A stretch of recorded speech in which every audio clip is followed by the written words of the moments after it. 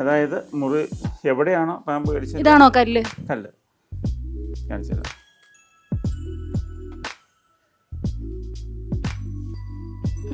ഇത് എന്തിലുണ്ടാക്കിയ കല്ലാണ്? ഇത് പച്ചമരുന്നുകൾ കൊണ്ട് തന്നെയാണ്. ബെയ്ജിങ്ങിൽ നിന്നാണ് ഈ സാധനം ഉണ്ടാക്കുന്നത്. ചൈനയിലാണ് ഇത് ഉണ്ടാക്കുന്നത്. നമുക്ക് പിടിക്കാൻ പാടുണ്ടോ? പിടിച്ച കുഴപ്പമില്ല.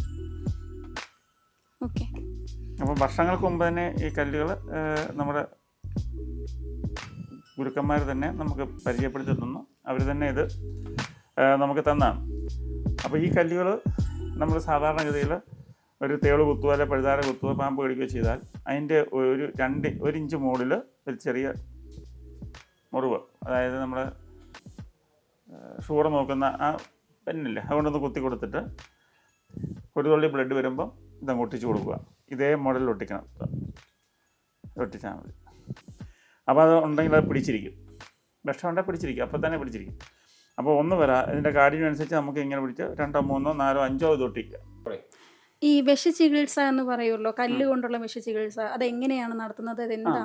മരുന്നും കല്ലുമാണ്. ഞങ്ങളിവിടെ വന്നത് 35 വർഷം മുമ്പ് 1990 വന്ന. അന്നിവിടെ ആശുപത്രി കാര്യങ്ങൾ അങ്ങനത്തെ ഒന്നുമില്ല. പെട്ടെന്ന് ഒരാൾക്കൊരു ആപത്ത് വന്നാൽ പെട്ടെന്ന് സഹായിക്കുക.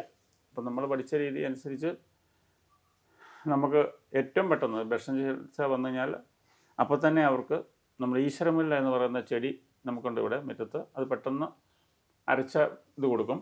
ആ ഒപ്പം തന്നെ കല്ല് പിടിപ്പിക്കും.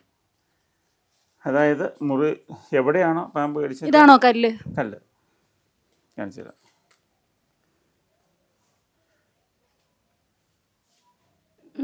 ഇത് എന്തിലുണ്ടാക്കിയ കല്ലാണ്? ഇത് പച്ചമരുന്നുകൾ കൊണ്ട് തന്നെയാണ്. ബെയ്ജിങ്ങിൽ നിന്നാണ് ഈ സാധനം ഉണ്ടാക്കുന്നത്. ചൈനയിലാണ് ഇത് ഉണ്ടാക്കുന്നത്. നമുക്ക് പിടിക്കാൻ പാടുണ്ടോ? പിടിച്ച കുഴപ്പമില്ല.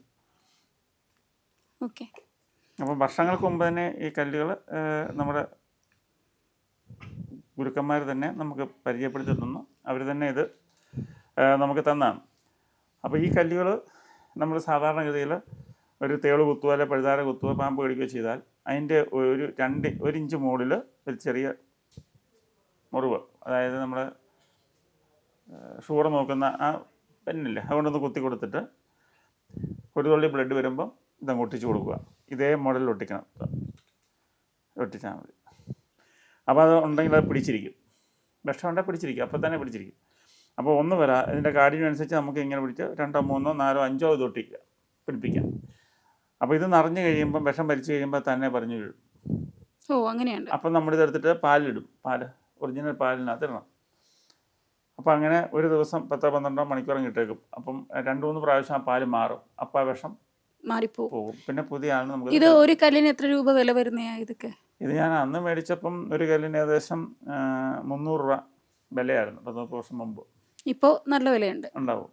ഇത് എത്ര മെഡിസിൻസ് ഒരുമിച്ച് ചേർന്നായിരിക്കും ഈ കല്ലുണ്ടായത്? ഇത് വളരെ അതിൻ്റെ രഹസ്യങ്ങൾ അവർ പറയില്ല. പിന്നെ അതുപോലെ തന്നെ ഇത് ഒരാൾക്ക് ഉപയോഗിച്ചിട്ട് ഈ പാലിട്ടതിന് ശേഷം മറ്റൊരാൾക്ക് ഉപയോഗിക്കാം. വീണ്ടും ഉപയോഗിക്കാം, എത്ര വർഷം വേണം ഉപയോഗിക്കാം. ഇത് ഉണങ്ങിപ്പോവില്ല, മീൻസ് ഇത് പൊടിഞ്ഞു പോവുകയോ അങ്ങനെ ഒന്നും ചെയ്യില്ല? പൊടിഞ്ഞിട്ടൊന്നുമില്ല ഇത്ര വർഷമായിട്ടും. അതൊരു വിധി. ഇപ്പം നമ്മളിത് കൊടുത്താലും നമ്മൾ കൊടുക്കുന്ന ഈശ്വരമുല്ല കൊടുക്കും. പിന്നെ കൈപ്പന്തരഞ്ചി നമ്മൾ ഇന്നലെ കാണിച്ചില്ലേ, കൈപ്പന്തരഞ്ചിയുടെ നീര് കൊടുക്കും. പിന്നെ അമൽപ്പൊരി എന്ന് പറയുന്ന സാധനം, അതായത് സർപ്പഗന്ധി. ഇത് സർപ്പഗന്ധി എന്താണ്? അമൽപ്പൊരി സർപ്പഗന്ധിയുടെ വേറെ.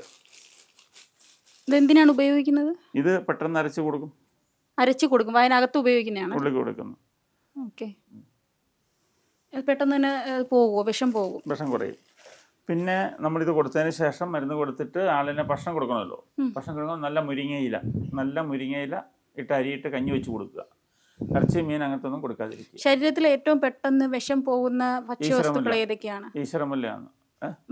ഭക്ഷ്യവസ്തുക്കൾ ഈ ശരീരത്തിൽ പെട്ടെന്ന് ഇപ്പൊ മുരിങ്ങ പറഞ്ഞില്ലേ, അതുപോലെ വിഷം പോകുന്ന ഇത് മഞ്ഞൾ ഉണ്ടെന്നറിയാം. പറഞ്ഞുതരാം. അതായത് നമ്മുടെ കഴിഞ്ഞ 3-4 വർഷം മുമ്പ് വന്ന ഏറ്റവും വലിയ വെള്ളപ്പൊക്കമില്ലേ, ആ വെള്ളപ്പൊക്കത്തിൻ്റെ സമയത്ത് ഞാൻ ആകാശവാണിയിൽ ഇതൊക്കെ പറഞ്ഞിട്ടുണ്ടായിരുന്നു. അപ്പോൾ എൻ്റെ നമ്പർ അവരെടുത്ത് വെച്ചാൽ ശ്രീകണ്ഠാപുരത്ത് നിന്ന് ഒരു വാസന്തി പെണ്ണുങ്ങൾ വിളിച്ചു. അതിൻ്റെ ഭർത്താവിനെ വളവെടുപ്പ് പാമ്പ് പിടിച്ചു. വെള്ളപ്പൊക്കം എങ്ങോട്ടും കൊണ്ടുപോകാൻ പറ്റിയില്ല. അപ്പോൾ എന്നെ വിളിച്ചു പറഞ്ഞാൽ ഞാൻ പെട്ടെന്ന് പറഞ്ഞു തുളസിയും മഞ്ഞൾ അരച്ചു കൊടുക്കുക എന്ന് പറഞ്ഞു. തുളസിയും മഞ്ഞൾ അരച്ചു കൊടുത്തു. അപ്പോൾ അയൽവാസികളൊക്കെ കൂടി പാമ്പിനെ കൂടി പിടിച്ച വളവെടുപ്പനാണ്. അത് അടിച്ചു കൊടുത്തു. ആ തുളസിയും മഞ്ഞൾ അവിടെ തേക്കുകയും ചെയ്യാൻ പറഞ്ഞു. ഉടനെ തന്നെ ഞാൻ അടുത്ത് വിളിച്ച് നിങ്ങളുടെ ഈശ്വരമുല്ല എവിടെയെങ്കിലും ഉണ്ടോ എന്ന് ചോദിച്ചു. ഈശ്വരമുല്ല ഈശ്വരമുല്ല അതെങ്ങനെ ഇരിക്കും? കാണിച്ചു തരാം. അപ്പോൾ ഉടനെ തന്നെ അവിടെ അയൽവാസികൾ അവിടെ ഒരു വീട്ടിലുണ്ടായിരുന്നു ഈശ്വരമില്ല. പുള്ളി ഒടുക്കൊണ്ടെന്ന് അതിൻ്റെ ഒരു പിടി ഇലയെടുത്ത് അരച്ച് അതും കൊടുത്തു. ചാറ് കൊടുക്കണം അതോ അതിൽ തേച്ച് കൊടുക്കണം? ചാറ് കൊടുത്താൽ മതി. ഇനി ഉള്ളി കഴിച്ചാലും കുഴപ്പമില്ല. അത് കഴിച്ചു. പിന്നെ 2-3 പ്രാവശ്യം രാത്രി അങ്ങനെ കൊടുത്തു. ഇടയ്ക്ക് കഞ്ഞി കൊടുത്തു, ഉപ്പ് ഒന്നും ഇടാതെ ഈ മുരിങ്ങയില കഞ്ഞിയും കൊടുത്തു.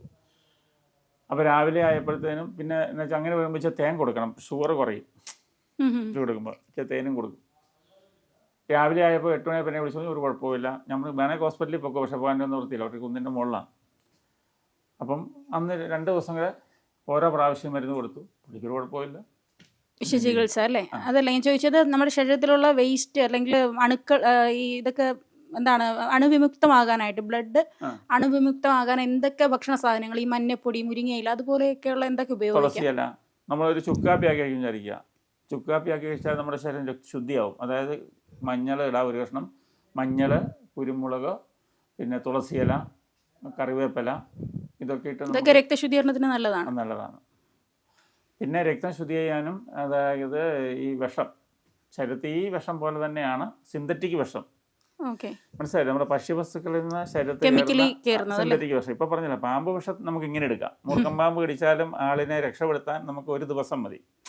ആൾ രക്ഷപ്പെടുത്തും, ആ അവസ്ഥയിൽ നിന്ന് മാറ്റിയെടുക്കാം. പിന്നെ 10-12 ദിവസം കൊണ്ട് ആളിനെ നമുക്ക് നല്ല പൂർവ്വസ്ഥിതി വരാം. എത്ര കൂടിയതാണ് ഇപ്പോൾ. സിന്തറ്റിക് പറ്റില്ല. ആ സ്ഥാനത്ത് സിന്തറ്റിക് വിഷം നമ്മുടെ ശരീരത്തിൽ കയറിയാൽ അത് ക്യാൻസറാണ്. അത് നമ്മുടെ ശരീരത്തിൽ നിന്ന് ഒരിക്കലും പോവുകയില്ല. അതുകൊണ്ടാണ് പറയുന്നത്, ഏത് ഭക്ഷണവും, ഞാൻ ഒന്നിൻ്റെയും പേര് പറയുന്നില്ല, കാരണം കൂടുതൽ ശത്രുക്കളും കൊണ്ടാണ്, ആവശ്യമുള്ള ശത്രുക്കളുണ്ട് ഇപ്പം. അപ്പം ആ സിന്തറ്റിക് ഏതാണെന്ന് മനസ്സിലാക്കണമെങ്കിൽ വൈദ്യുതി പറയണ്ടേ ഏതാണ് സിന്തറ്റിക് എന്ന് പറഞ്ഞാൽ എന്തെല്ലാം പൊടികളിലൂടെയാണോ? ഇപ്പൊ മുളക് പൊടി, മഞ്ഞൾപ്പൊടി, അതൊക്കെ എല്ലാത്തിലും ഉണ്ട്. ഒന്നും ഒഴിവാക്കാനല്ല. ഏതെങ്കിലും ശുദ്ധമായതുണ്ടോ എന്ന് ചോദിക്കുകയാണെങ്കിൽ ഞാൻ പറയാം, മറ്റേ പറയാൻ പറ്റില്ല. ശുദ്ധമായ ഏതൊക്കെ ഉണ്ട് പറഞ്ഞോളൂ. കപ്പ, ചേന, ചേമ്പ്, കാച്ചില്, നമ്മുടെ ഞാലിപ്പം വാഴയ്ക്ക, പാളയന്തോടം വാഴയ്ക്ക, നമ്മൾ തന്നെ കൃഷി ചെയ്ത ഏതെങ്കിലും ഏത്തവാഴ, കാന്താരി മുളക്, ഇതൊക്കെയാണ് ശുദ്ധമായത്. പിന്നെ ചക്ക, ഏത് രോഗിക്കും ചക്ക ഉപയോഗിക്കാം. ക്യാൻസറിന് ഏറ്റവും നല്ല സാധനം വരാതിരിക്കാൻ ഏറ്റവും നല്ല ചക്ക, ചക്കക്കുരു, അങ്ങനത്തെ എല്ലാം. പിന്നെ തേങ്ങ ഉപയോഗിക്കാം, ഒറിജിനൽ വെളിച്ചെണ്ണ, പ്യൂർ വെളിച്ചെണ്ണ മാത്രം. മറ്റേ ഈ സസ്യ എണ്ണ ഉപയോഗിക്കുന്നതോ? മറ്റൊരു എണ്ണയും നമുക്ക് വിശ്വസിച്ച് ഉപയോഗിക്കാൻ പറ്റിയില്ല ഇപ്പം. നമ്മുടെ അനുഭവം ഞാൻ പറഞ്ഞില്ലേ. തേങ്ങയിൽ നിന്ന് കൊളസ്ട്രോൾ അങ്ങനെയൊന്നും ഉണ്ടാവുന്നില്ല. ഒരു ഇല്ല. തേങ്ങയുടെ വെളിച്ചെണ്ണ ഒഴിച്ച് കഴിക്കുന്ന ഇഷ്ടംപോലെ ആൾക്കാരുണ്ട്. വെളിച്ചെണ്ണ ചൂടാക്കിയിട്ട് ചോറിനകത്ത് ഒഴിച്ച് കഴിക്കാം, കടുക് പൊട്ടിച്ചിട്ട്. ഒന്നും സംഭവിക്കുന്നില്ല. നമുക്ക് ഏറ്റവും കൂടുതൽ വിറ്റാമിൻ ഡി കിട്ടുന്നു. മനുഷ്യ ശരീരത്തിന് ഏറ്റവും വേണ്ടി വിറ്റാമിൻ ഡി, ബാക്ടീരിയ, മഗ്നീഷ്യവും മറ്റും എല്ലാം മറ്റു മൂലകങ്ങൾ അകീരണം ചെയ്യണമെങ്കിൽ വിറ്റാമിൻ ഡി ശരീരത്തിൽ വേണം. എല്ലിൽ ക്യാൻസർ വരാതിരിക്കാൻ വിറ്റാമിൻ ഡി വേണം. വിറ്റാമിൻ ഡി ഉണ്ടെങ്കിൽ മുടി വരെ പൊഴിയാതിരിക്കുകയുള്ളൂ, മുടി ഉണ്ടാവുകയുള്ളൂ. അപ്പോൾ വിറ്റാമിൻ ഡി കിട്ടണോ? അതിന് തേങ്ങ വേണം. തേങ്ങയും വെളിച്ചെണ്ണയും ഉപയോഗിക്കണം, കരിക്കും വെള്ളം ഉപയോഗിക്കണം. മനുഷ്യർക്ക് ആവശ്യമുള്ള വിറ്റാമിൻ ഡി കിട്ടും. ഇനി ഒരു നല്ല ചമ്മന്തിയൊക്കെ, ചമ്മന്തി എന്നൊക്കെ പറയല്ലേ, അതുണ്ടാക്കി കഴിച്ചാൽ തന്നെ നമ്മുടെ രോഗം പോകും.